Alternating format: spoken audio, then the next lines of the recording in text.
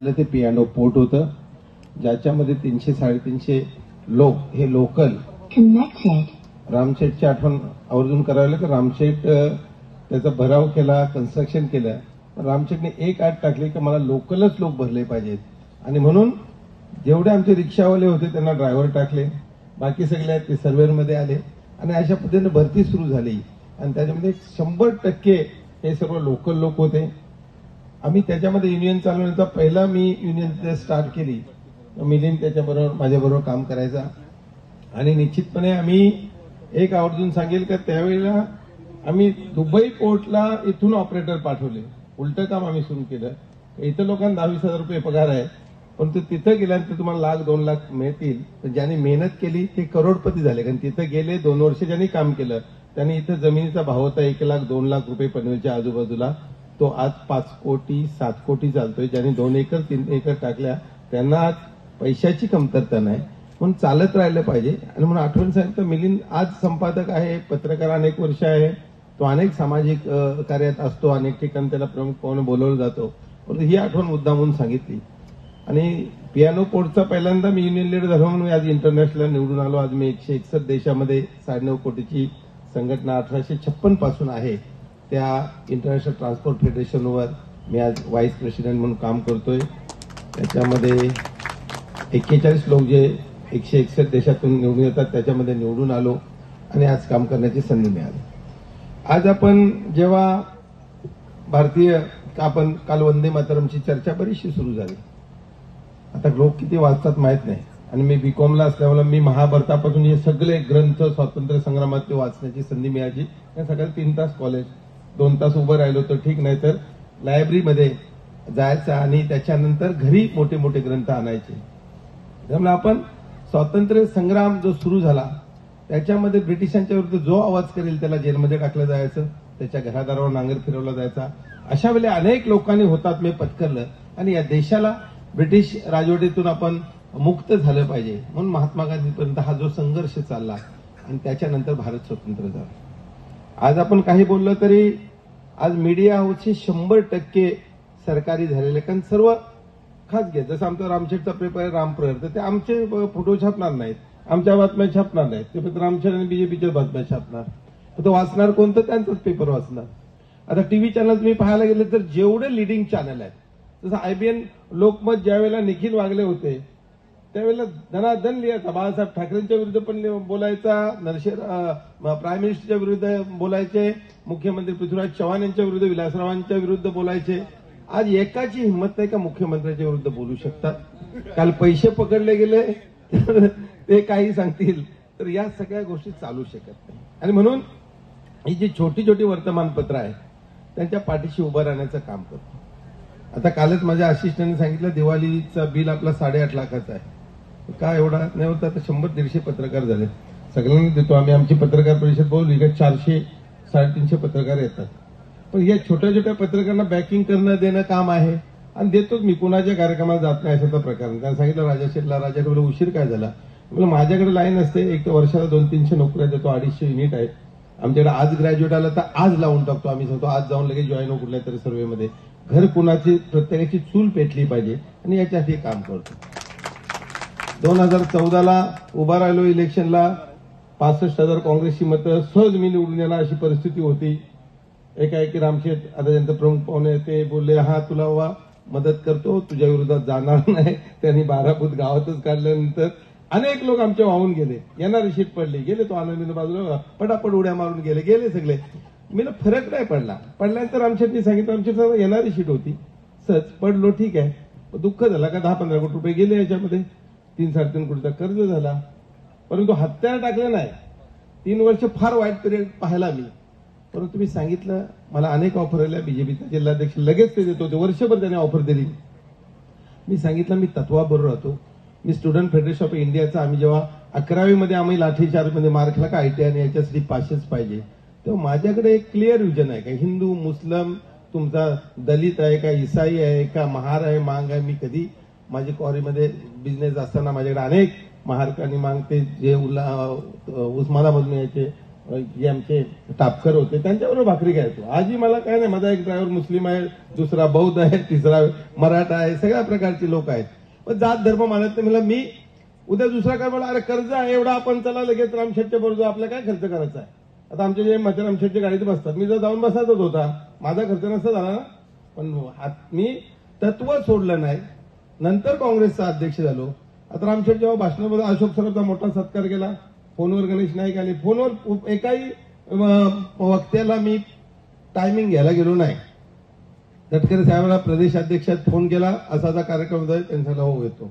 गणेश नाईक साहेबांना फोन केला मिनिस्टरला, या तारखेला, तारीख मी ठरवली होती, तरी एकही नाही 3.5 तास येऊन बसले. आणि रामशेठच्या भाषणामध्ये महेंद्र माझा पहिला शिष्य होता, नंतर तो माझा मित्र झाला, आता महेंद्र माझा भाऊ आहे. मला अभिमान वाटतो की एवढे मोठे कार्यक्रम करतो आणि समाजासाठी सदैल असते मदत करतो. तर ते त्यांनी सांगितलं का तकदीर बदलती आहे, रुकना चाहिए, थांबलं पाहिजे. दुसरा कोण गावला जरा सरेंडर झाला असतो, चला आपण जाऊ बीजेपी मध्ये, जाऊन काय करायचं आहे. मी एखादी धैर्यशील सारखी खासदारकी मिळाली असती, एमएलसी मिळाली असती. पण मला स्वाभिमान नसता राहिला की मी कुठेतरी 100 पाठीमागे उभा राहतोय, किंवा मला आता मी आज काँग्रेसचा अध्यक्ष आहे, काय अरविंद पाटील मी पुढे बसतोय का नाही. आणि 4-5 जण जर बसले, गणेश नाईक साहेब असतील, तटकरे असतील, बारणे आले, कोणी आले, तर पहिल्या लाईनला परवा दोन्ही खासदार आले, बालेवाने मी कुठे होतो, दोघांच्या मध्ये होतो. हे अस्तित्व टिकवलं पाहिजे. आणि पुन्हा मनुष्य जन्म नाही. मी एवढा अधिकारवाणी का सांगतो, मी 2 वेळेला कैलासला जाऊन आलोय. किती लोक कैलासला जाऊन आले तिथं, 18,000 फुटावर जायचं. नुसतं एंट्री केली त्या एरियामध्ये, तर एक चप्पल घातली तर दुसरी चप्पल घालायला 5 मिनिटं लागतात. 5 पावलंच चालता येत नाही. अशा ठिकाणी एकदा जाऊन आल्यानंतर लोक बोले पुन्हा का आले इथं, मरायला येतात लोक. कैलासला म्हणजे शेवटची यात्रा आहे. तिथं लोक पूर्वी साधू संत मरायला जायचे. मी जो नेपाळपासून प्रवास सुरू होतो पशुपतीनाथ दर्शना, तिथं 2 वेळा जाऊन आलोय. मी सगळे ज्योतिर्लिंग पाहिले, मला कुठेही देव सापडला नाही. मी देव माणसात बघतो, जो कोण माझ्याकडे येईल. आता लोक उभं राहायचं नाही. मी जाहीर केला 4 दिवसात, आयुष्यात निवडणूक लढणार नाही. आता पैसे कमी असं नाही, आता हे 40-40 वाटत मी 80 वाटू शकते, माझी कॅपॅसिटी आहे. पण लोकांना पैसे द्या, त्यांना हात जोडा. त्याच्यापेक्षा माझ्याकडे डायलिसिस वाला येतोय, माझ्याकडे कॅन्सरचा येतोय, माझ्याकडे अनेक स्कूल येतात, अनेक हरनाम सप्ताहवाले येतात, अनेक दत्तक मुलं जवळ 150 पेक्षा जास्त आहेत, ज्यांना बाप वारलाय, त्यांना आम्ही शेवटपर्यंत एज्युकेशन करतोय. आणि पहिल्या दिवशी जूनला जेव्हा त्यांचा फीचा आमच्याकडे पत्रक आला, त्या दिवशी आरटीजीएस त्या स्कूलला होणार. पुन्हा त्यांनी माझ्याकडे यायचं नाही. नोकऱ्यांना चिठ्ठीसाठी माझ्याकडे यायचं, मी ब्लॅक साईन केलेलं असतं माझ्याकडे ऑफिसला, तिथून ऍडमिशनला माझ्याकडे कोणी यायचं, वेळ घालवायचा नाही. आणि अशा प्रकारे काम करतो. आणि हीच जनसेवा आहे. काय अपेक्षित आहे, लोकांनी लोकांसाठीचं राज्य, म्हणजे लोकांचे प्रतिनिधी जाऊन त्यांनी लोकांच्या भल्यासाठी चालू राज्य असलं पाहिजे. आता एवढी बंडलं तुम्ही पाहताय. आता इथे 10,000 रेट चालला, 5,000 बीजेपी वाल्यांनी दिले, 5,000 अपोजिट वाल्यांनी दिले, 10,000 मत चालला या नगरपालिकेला. होतेच ना वाटायला, घेतात का लोक पैसे. लोकांची चूक नाही, त्यांच्या दारात येऊन लोक पैसे देतात. 130 कोटीला हा मतदारसंघ झाला विधानसभेला. DB पाटलांचा मतदार आहे. 1930च्या जंगल सत्याग्रहामध्ये ज्याने हे हुतात्म्य पत्करलं आणि तुम्हाला स्वातंत्र्य मिळवून दिलं, चिरनेर जंगल सत्याग्रह फेमस आहे आपला. आणि त्यांना काय वाटत होतं की बाबा आपल्या लोकांचा भला करण्यासाठी त्यांनी स्वतःचं जीवन नवशावर केलं आहे. आज जो हाच मतदारसंघ DB पाटील साहेबांनी 1984चा जो लढा दिला, गौरवशाली शौर्यशाली लढा, 5 पंच हुतात्मे झाले, अनेक गोळीबार जखमी झाले. DB पाटलांनी आयुष्यभर स्वतःचा घर पण त्यांचा कामोठावाल्याने येऊन मातीचं घर होतं. स्वतः कधी टीव्ही घेतला नाही, स्वतः कधी गाडी घेतली नाही. 6 वेळचे आमदार, एकदा विधान परिषद, 2 वेळा खासदार, 4 वेळा अपोजिशन लीडर. पण या माणसाचं स्वतःचं काय अस्तित्व त्यांनी कधी ठेवलं नाही. किती प्रचंड महामाया ते कमवू शकत होते. अनेक वेळा काँग्रेसने त्यांना ऑफर दिली का या कॅबिनेट मंत्री तो, त्यांनी तत्व सोडलं नाही आणि शेवट पण लढले. म्हणून आज DB पाटलांचं विमानतळ नाव मिळावं म्हणून 10 आणि 12 लाख लोक रस्त्यावर येतात. आता आमचे लोक बोलत नाही. आता हे सगळे आहेत याच्यामध्ये. आता नाव द्यायचं ठरवतं विमानावरती, कारण देवेंद्र फडणवीसने आम्हाला शब्द दिला, आम्ही सगळेच बरोबर होते का विमान उडण्यापूर्वी नाव दिलं जाईल. तर 25ला विमान उडणार आहे. आता भारतीय जनता पार्टीचे लोक मोठे मोठे नेते बोलायचे गप्प झालेले आहेत. आणि म्हणून याच्या विरुद्ध खऱ्या अर्थानं आपण आवाज या छोट्या छोट्या चॅनल्सनी उभारलं पाहिजे. हा जनतेचा आवाज असला पाहिजे. ते काम मिलिंद खारपटे तुम्ही आणि तुमचे सर्व सहकार्य अतिशय चांगल्या पद्धतीने करताय. सांगण्याचं तात्पर्य काय, ठीक आहे, वरचे आता वर्तमानपत्र छापणार नाहीये, मीडिया हाऊस सगळे हे आता अडाणी अंबानी यांचे गुलाम झालेले, तो त्यांचे खरीददार आहेत, तर मालकाच्या विरुद्ध छापणार नाहीत. आणि म्हणून याच्या विरुद्ध कोणतरी बोललं पाहिजे. काल प्रियंका गांधींचं भाषण मी ऐकलं. मोदीजी बोलले नेहरूंनी काय काय केलं, पण मोडतोड केलेली भाषणं होती.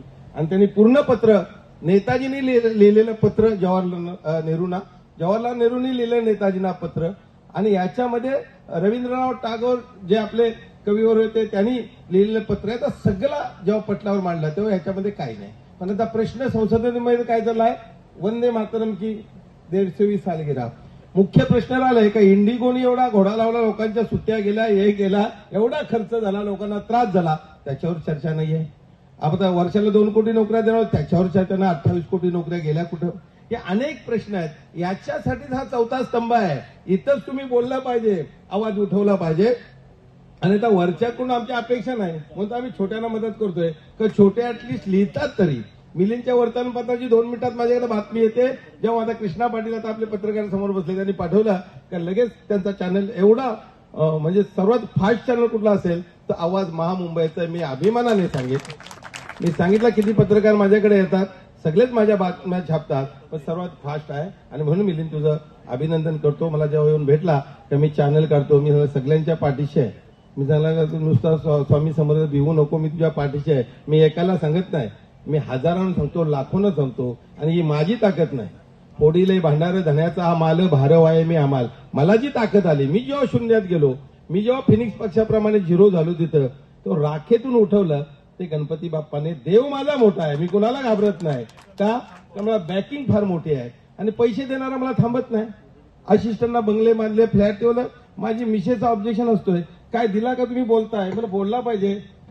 1-1 कोटीची घरं राजा शेट्टी दिला तर तोही छापतील, रामशेट्टी ते नाही छापत. आपण 12 बंगले दिले 18 कोटीचे, तर ते माझे असिस्टंट बंगल्यामध्ये राहतात. मला मंत्र्यांचे असिस्टंट नाही राहत. माझा ड्रायव्हर पी असेल, प्रत्येकाला फ्लॅट दिला. आता 2 BHK प्राइस किती आहे आमच्याकडे, 1.5 कोटी 2 कोटी. तर तेवढे 7-8 2 BHK दिले, 1 BHK दिले. गोरगरीब जो येईल त्याला आम्ही दगड विटा अशा मोर दॅन 1500 लोकांना मदत केली. त्या 1500 लोकांची घरं झाली, याच्यामध्ये मला समाधान आहे. त्याच्यापेक्षा मी उठाताना मताला 2000 द्या, महिला मंडळाला 50,000 द्या, क्रिकेटवाल्यांना 1 लाख द्या, तिथं आदिवासी वाड्यावर दिलो त्यांना भांडी द्या. कोणी सांगितलं या उठाठेवी करायला? आणि पुन्हा बेपत्ता व्हायचा इलेक्शन झाल्यावर. एक नाही आमदार भेटत, नाही ते उमेदवार भेटत, आणि त्यांचे कार्यकर्ते लय जोरात यायचे ना, ते पण बेपत्ता होतात. आता काल घर झालं रिसला, तर मला ते लोक आले तर तुम्ही या. त्यात आमदार खासदार कोणी नाही, आमदार यायचा न पडलेले उमेदवार यायचे. गेलो, बिचाराचं घरच अख्खं चलून गेलंय. संसाराची राख रंगोली झाली. गरीब माणूस आहे, 10-12 रुपये पगार आहे त्याला, काय करणार? मग ते छोटे कार्यकर्ते कशाला बोलवतात आम्हाला?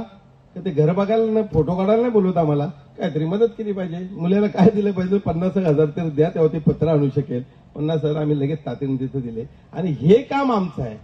शेवटी जनतेचे सेवक म्हणून आम्ही काय बोलतो का, लोकांना काय अपेक्षित आहे, नोकऱ्या मिळाल्या पाहिजेत. अडचणीत आहे, डायलिसिसवाला, कॅन्सरवाला आलाय, ज्याला ज्यांचा बाप मरतो त्या आईला ती मुलांचा संसार चालवणे काय हलाखीचे दिवस येतात. भाऊ वगैरे काय सांभाळले, कारण प्रत्येकाचा संसार आहे. जे आईबाप म्हातारे, आम्ही युवक काँग्रेसला काय कार्यक्रम देतोय का, तुम्ही प्रत्येक ठिकाणी कॅम्प लावा. जे आईबाप वयस्कर आहेत, बायकांना गॉगल रेबनच्या देतील, परंतु त्या आईचा चष्मा तुटलाय, तिला कोण देत नाही, त्यांना चष्मे देण्याचं काम करा. हे आम्ही मॅन्डेटरी केलंय का प्रत्येक गावात कॅम्प झाला पाहिजे. आणि ते चष्मे देण्याचं काम आमच्या माध्यमातून तुम्हाला होणार. जे काय लागेल खर्च ते आम्ही काँग्रेसच्या माध्यमातून करणार. हे काम केलं पाहिजे. आणि ही जनसेवा आहे. आमदार व्हा, खासदार व्हा, पुन्हा पैसे कमवा. कारण प्रत्येक इलेक्शनला पैसे वाटायचे त्यांना, नगरपालिकेला वाटायचे, जिल्हा परिषद. आम्ही सांगितलं 1 नेशन 1 इलेक्शन जमणार नाही. माझा पहिला विरोध आहे. काँग्रेसचा विरोध असण्याचं कारण नाही, पण मी सांगितलं अशासाठी जेवढे पैसे पुढारी कमवतात, समजा राजाचं कॉन्ट्रॅक्ट आहे, फुकट कामं मिळत नाही, त्यांना द्यावं लागतात पैसे. अधिकाऱ्यांना आहेत, पुढाऱ्यांना आहेत, त्याशिवाय कामं दिली जात नाही. आणि म्हणून आमचं म्हणणं आहे की हे पैसे जनतेमध्ये गेले पाहिजे. आणि एकच काम, IPS IAS चे पैसे जात नाही जनतेमध्ये, ती बेनामी प्रॉपर्टी नंतर कोणतरी खातो. कारण त्यांना एवढं फ्लॅट घेतात, गाले घेतात, नावार नाही करू शकत, मर्सिडीज मध्ये फिरू शकत नाही. पुढाऱ्यांचा एक बरं आहे का, ते शेवटी कंगालच होतात. का येईल त्या निवडणुकीला पैसे वाटायचे आहेत, येईल त्या निवडणुकीला 3-4दा जर पडला. आता अनेक उदाहरण आहेत. तुमचा तो आमदार आपला काय देवेंद्र काय साठम बेला 3 वेलचा आमदार, तो आता बीजेपी मध्ये गेला, नामो निशान नाही. तिथं होता शिवसेनेत तर ऍटलीस्ट नाव तरी याचा आधेमध्ये. कुठं आहे ते सगळे? का 3 वेळा जो जिंकला आणि 2 वेळा पडला, हिशोब काय होतंय बरोबर ना, पुन्हा 0वर येतात. तर पुढाऱ्यांवर लक्ष ठेवा का जेवढे लढतील तेवढं पोरा बायकांना काय राहत नाही. आणि मी पण ते एका इलेक्शनमध्ये प्लॉट विकून बघले, घरचं घर विकलं, दागिना मिशीचं विकायला लावले. मग येणारी शेत पण लोक एवढं नालायक निघाले का मी जिल्हा परिषद मेंबर जेवढी कामं केली होती, शेकडोनी जलकुंभ बांधले, हजारो लोकांना 8-9 हजार लोकांना जॉब दिले, पण लोक त्यावेळेला विसरले. म्हणून मी ठरवलं का निवडणूक लढायची नाही, पण जो समाजात वंचित आहे, गरीब आहे, ज्याला माझी गरज आहे, जो सुखकर्तामध्ये येईल, सिस्टीम आपली आहे, दरवाज्यात आला तर तो त्याचा आहे, घर सुख करताय. मला माहित नाही, मी जगभर फिरतो, दर महिन्याला माझी फॉरेनला मीटिंग आहे, फ्री ऑफ कॉस्ट आहे, खर्च संस्था करते आमची. परंतु मी जगभर फिरत असलो तरी परवा रामशेठ आले आणि जेव्हा मंदिर पाहिलं की 1 वर्षात 8 कोटीचं मंदिर उभं केलंय आणि गाव एवढा स्वच्छ सुंदर. माझा गाव येऊन पहा तुम्ही, gym free of cost 4,000 square feet gym आपण केले, एसी जिम आहे. गावात डोहाले जेवण सुद्धा आपलं कुठं होतं, घरात होतं तुमच्या, माझ्याकडे एसी हॉल आहे, इथं करा. छोट्याचा वाढदिवस, मोठ्याचा वाढदिवस, रिटायरमेंट, छोटी लग्न, 250चा हॉल आहे, AC hall free of cost. बाहेर 1,000-1,500 खुर्च्या लागतात. एकही कार्याला गावात पैसा घेतला जात नाही. तुम्हाला तुम्ही रस्ते बघा, 1 कोटीचे आपण प्रवेशद्वार टाकले. रस्त्यावर तुम्हाला कागदाचा कपटा सुद्धा दिसणार नाही. फॉरेन सगळं, मी जगभर फिरतो, रामचंद्र बोललो जगभर फोडतो, इंटरनॅशनल लीडर आहे, पण गावावर लक्ष घारीसारखं आहे. आणि म्हणून सगळं गाव स्वच्छ सुंदर, मैदान घेतले, 2 तलाव घेतले. कारण शेवटी मी तिथून आलोय. मी जरी बोललो लढायचं नाही तर माझी जबाबदारी आहे. आणि काय करू शकतो तर आपली विल पॉवर व्यवस्थित असेल, वाटलं इच्छाशक्ती जर राजकारणाची असेल तर कुठेही, जसं सांगतात तुमचा सिंगम पिक्चर मध्ये सांगितलं का पोलिसांनी ठरवलं तर मंदिराच्या बाहेरची चप्पल सुद्धा पलवली जायची नाही. आणि राजकारणाने ठरवलं तर खरोखर विकास होईल. पण काम दिला समजा राजाटला 2 कोटीचा आणि त्याला द्यायचं 40% पीडब्ल्यूए खाणार, पुन्हा जो काम देते तो सांगून 20% लागतील मला इलेक्शनला, तो मराल तो किती क्वालिटी टाकणार त्याच्या अंगावर घेणार ना, ते मराठी पाले आहे का नाही.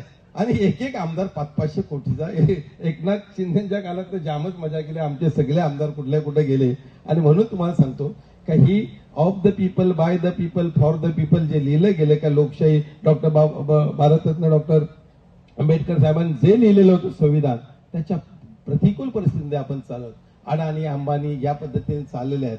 तो त्याच्या बायकोला 1600 कोटीचा जेट देतोय आणि बाकीच्यांचं काय चाललंय, या सगळ्या गोष्टी आपण समजल्या पाहिजे आणि याच्या विरुद्ध तुम्ही लिहिलं पाहिजे, ह्या आमच्या अपेक्षा आहेत आणि त्याच्यासाठी काम केलं पाहिजे. ठीक आहे, आता जनता जसं त्यावेळेला शिवाजी महाराजांचं नाव घेतो आपण लय जोरात, महाराजांच्या विरुद्ध किती मराठे गेले, मोगलांना किती सामील झाले. आता असाच चाललाय, उठला तो जय बीजेपी करतोय, आमच्यावर लोकच नाही राहिले. मी लोक राहणार नाही, पण तुम्हाला जेव्हा ते चिमणीची गोष्ट सांगता, आग लागलेली चिमणी चोचीनं पाणी टाकते, तुला कशाला पाणी टाकते, तुझं काय होणार आहे, बरोबर ना. ती बोली माझं नाव कुठं आला पाहिजे का मी आग विझवण्याच्या बरोबर होते. आणि म्हणून ही प्रतिकूल परिस्थिती आहे. ठीक आहे, आमचे जे ज्यांना निवडणुका लढायच्या आहेत, ज्यांना लय मोठं व्हायचं आहे, ज्यांना कॉन्ट्रॅक्टिंग ते जातील, सामान्य कशासाठी जात आहे, तुम्हाला कुठं उभा राहायला जागा आहे तिथं. ते आवाज तर पाहिजे नाही, स्वतःचं अस्तित्व ठेवलं पाहिजे. आणि जर तुम्हाला, आणि पुढचं मी झालं कैलासचं काय सांगितलं, पुढचा जन्म माणसाचा नाही तुमचा, मच्छर व्हाल, मगर व्हाल, हत्ती व्हाल. जो जयंत पाटलांकडे गेलो, माझ्या परदेश प्रवासाची 25वी 98 पासून जयंत पाटील जे आमदार आहेत, रामशेठ खासदार आहेत, विवेक पाटील आमदार होते, मीनाक्षी पाटील मिनिस्टर, मोहन पाटील मिनिस्टर, गणपतराव देशमुख, हर्षवर्धन पाटील सगळे फिरायला जायचो. आता आम्ही जेव्हा काँग्रेस मध्ये आलो शेका पक्षातून, आमचा ग्रुप वेगळा झाला फॉरेनचा, जयंत पाटलाचा वेगळा. आता सगळ्यांचे बंद झाले, रामशेठ आम्हाला घेऊन जायचे सगळ्यांना फिरायला, त्यांचा बंद झाला. आता मी 450 लोकांना बाहेर नेलो. दरवर्षी आम्ही नवीन पासपोर्ट करतो, लोकांना फ्री ऑफ कॉस्ट करतो. आता 55 जणी ज्या बहिणी आहेत आमच्या, लेकी सुना आहेत, त्यांना दुबईला घेऊन आलो, फ्री ऑफ कॉस्ट सगळे. राजेशेठ सगळे खारपटलांच्या पोरी सुना गेल्या पाहिजे, लक्षात घे. पुन्हा तक्रार येता कामा नाही आम्हाला, आहेत पैसे संपून जायचा आहे. खाली आता आहे का घेऊन काहीच रुपया जायचा नाही, ना मर्सिडीज जायचे, ना घर जायचं, ना काय जायचा. माझं चिन्ह हे आहे, सकाळी उठलो का देवाला हात धुतो. एक दिवस आपल्याला वाढला, कारण मी रात्री कोणाचे पैसे द्यायचे असतील तर मी रात्री घेऊन जा. तो तर काय घाई का शेठ, सकाळी नाही उठलो तर पैसे राहतील तुझे, पोरांनी दिले तर काय करणार. त्याला माणसाने एकच दिवसासाठी अहंकार गर्व सगळा सोडून द्या आणि पैसे समाजात. माझं एक म्हणणं आहे, मी 1,00,000 लावले का मला 2,00,000 परत येतात.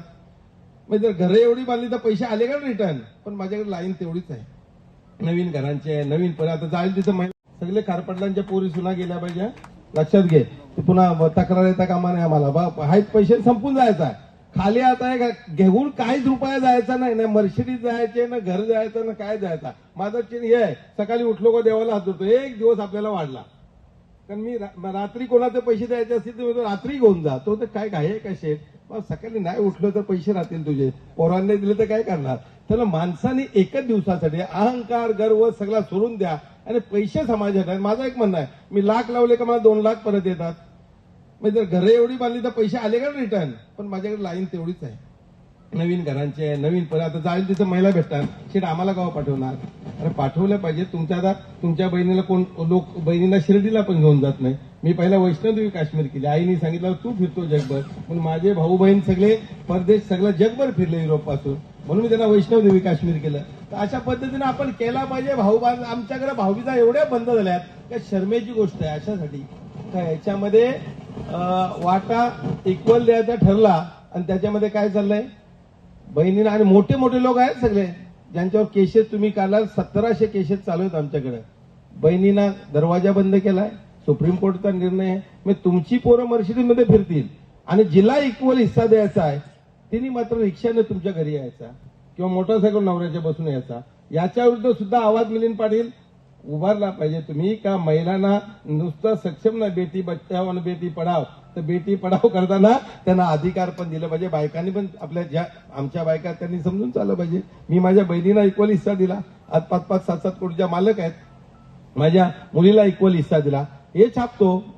त्याच्यावर लोकांचा मिसेसचा विरोध आहे का छापताय. म्हणजे छापले असं पाहिजे का यांना लोकांना शरम वाटून त्यांनी लोकांनी फॉलोअप केलं पाहिजे. आणि एवढाच जगण्याचा खरा अर्थ आहे. आणि आज या चांगल्या कार्यक्रमाला इथं आलो. मी जास्त बोललो, मी काय होतो जीवनाचा सिद्धांत मी बोलतो ते कापू नका. कोणी तुम्हाला 100% त्याच्यावर कोणी डिबेट करायला. माझं जीवन मी सांगितलं ओपन आहे. मी जे बोलतो ते ओपन बोलतो. रामशेठना पण बोलेल, तटकरेंना पण बोलेल किंवा गणेश नाईकांना बोलतो, तोंडावर बोलतो. गणेश नाईक आले त्या दिवशी गावात बोलले का असा गाव नाही. भाषणामध्ये लोकांना सांगतात का मी मंत्री अनेक वेळा, पण तो असं गाव सिडकोचेच पैसे घेऊन करणारा एकमेव माणूस आहे. आणि एक नाही अनेक गावांना मैदान सोडली. मी भाषण मी 5 मैदानं सोडली. तुमच्याकडे मैदान नाही, चालला तुमचा मैदान. राजेटला रिक्वेस्ट केली, कुठं फॉरेस्ट असेल तिथं मैदान कर, खारपाटील नाव टाकू, वाचवाची मैदान जबाबदारी आमची आहे, पण या गावाला मैदान टिकलं पाहिजे. जमीन कोणाची देऊ नका, ती फार महाग झाली. आता 4-5 कोटी एकर झाले, कोण देणार नाही तुम्हाला. पण जिथं गुरुचरण आहे तो आपला राईट आहे. तिथं फॉरेस्ट असेल आणि खेळाची मैदान जर टिकवलं नाही आपल्याला, तर ही मुंबई होते, फार मोठी मुंबई होते, त्या मुंबईपेक्षा फार महाग होणार आहे. पण जिथे मिळेल तिथं जागा आम्ही घरं बांधा सांगतो. सरकारी असेल तर बिंदास बांधा, ते आपल्या बापाचीच आहे. नंतर झोपडपट्टीवाले येऊन बांधणार आहेत, त्याच्यामुळे तुमची घरं बांधा. जी जागा तुम्ही टिकवाल तर राहाल, नाही तर पुढे भविष्यात तुम्हाला जागा नाहीत. आणि म्हणून मैदानं सुद्धा टिकवली पाहिजेत. अनेक वेळा सांगतो, माझ्याकडे या तुम्ही सगळीकडे आलिशान मैदान, मोराळ्याचं मोठं मैदान आता सोडवलं आपण.